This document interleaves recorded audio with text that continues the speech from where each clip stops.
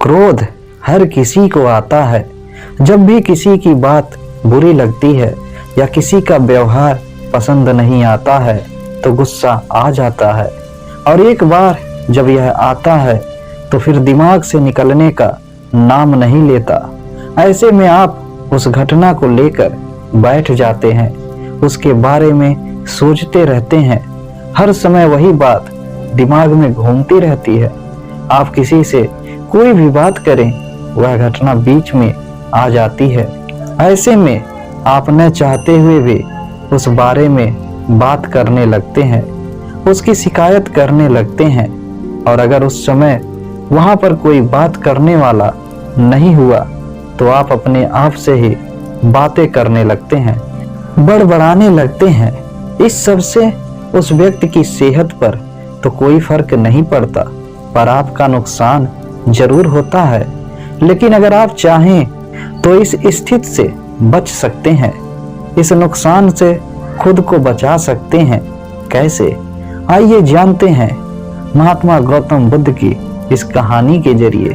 तो कहानी में आप खो जाएं, इससे पहले हमारे इस वीडियो को लाइक और हमारे इस चैनल को सब्सक्राइब जरूर करें।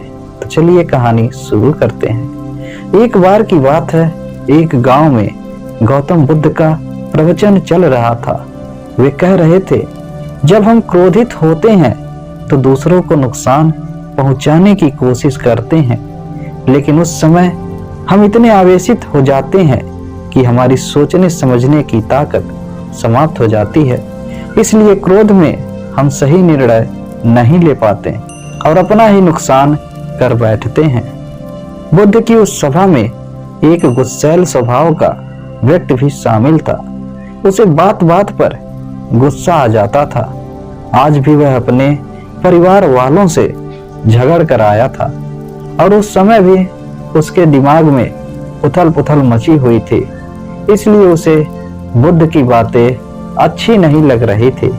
उसे लग रहा था कि जैसे बुद्ध उसे डांट रहे हों, सबके सामने उसकी बेइज्जती कर रहे हों। इससे उस व्यक्ति का क्रोध भड़क गया। वह अपनी जगह से उठा और बुद्ध के पास जा पहुंचा। इससे पहले कि कोई कुछ समझता, उसने बुद्ध के मुंह पर थूक दिया।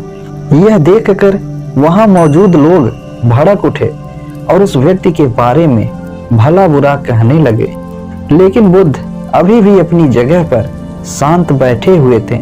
उन्होंने अपना चेहरा पोंछा और बोले, क्या बात है वत्स, तुम्हें कुछ कहना है? उस व्यक्ति ने बुद्ध की बात का कोई जवाब नहीं दिया। वह बिना कुछ कहे वहां से चला गया। यह देखकर एक व्यक्ति से नहीं रहा गया। उसने बुद्ध से पूछा, महात्मा, उस मूर्ख व्यक्ति ने आपका अपमान किया और आपने उसे कुछ नहीं कहा। उसकी बात सुनकर बुद्ध धीरे से मुस्कुराए और फिर बोले, तुमने शायद उस व्यक्ति का चेहरा नहीं देखा। वह बहुत परेशान लग रहा था। मुझे लगता है कि वह किसी चिंता में घिरा हुआ था। इसलिए ऐसे परेशान व्यक्ति को क्या दोष देना। बुद्ध पर थूकने वाला व्यक्ति सभा से उठने के बाद अपने घर चला गया। वह दिन भर बेचैन रहा। उसे अपनी करनी पर पछतावा होता रहा। रात में भी वह सो नहीं पाया और बेचैनी में इधर उधर करवट बदलता रहा। अगले दिन फिर से वह बुद्ध की सभा में गया। वहां पहुंचते ही वह बुद्ध के चरणों में गिर पड़ा और रोने लगा। यह देखकर बुद्ध ने पूछा, क्या हुआ वत्स, तुम रो क्यों रहे हो? वह बोला, मैं वही दुष्ट व्यक्ति हूँ जिसने कल आपका अपमान किया था। पता नहीं कल मुझ पर ऐसा कौन सा पागलपन सवार था जो मैं ऐसी घृणित हरकत कर बैठा। कृपया मुझे क्षमा कर दें। बुद्ध बोले, कल की बातें तो कल ही समाप्त हो गई वत्स। कल के बारे में आज क्या सोचना। अगर मैं उस घटना के बारे में सोचता रहता, क्रोध करता, तो उससे तो सिर्फ मेरा दिल दुखता। तुम्हें उससे कोई फर्क नहीं पड़ता। इसलिए बुरी घटना को याद रखना कोई समझदारी की बात नहीं है। इससे हमारी परेशानियां बढ़ जाती हैं और जीवन ठहर जाता है। इसलिए अप्रिय बातों और अप्रिय घटनाओं को भूलने में ही समझदारी है। जो व्यक्ति ऐसी घटनाओं को भूल जाता है वही जीवन में आगे बढ़ता है, और जो उनमें उलझ जाता है उसका जीवन चक्रव्यूह के समान हो जाता है, जिसमें से वह चाह कर भी बाहर नहीं निकल पाता है। दोस्तों, गुस्सा करना बिल्कुल ऐसा होता है कि जहर तो आप पिएं और कामना करें कि मर सामने वाला जाए। इसलिए जब भी कभी आपको गुस्सा आए तो इस बात को ध्यान में रखें कि अगर आप किसी से नाराज होते हैं और रूठकर चुपचाप बैठ जाते हैं तो आप अपना ही नुकसान करते हैं। इससे आपके समय का तो नुकसान होता ही है, आपके शरीर का भी नुकसान होता है। इसलिए अप्रिय बातों और अप्रिय घटनाओं को लेकर बैठना कोई हल नहीं है। बेहतर है कि तुम उन्हें भूलकर आगे बढ़ो, तभी आप जीवन के प्रवाह के साथ अपने आप को जोड़ पाएंगे, जीवन का आनंद ले पाएंगे।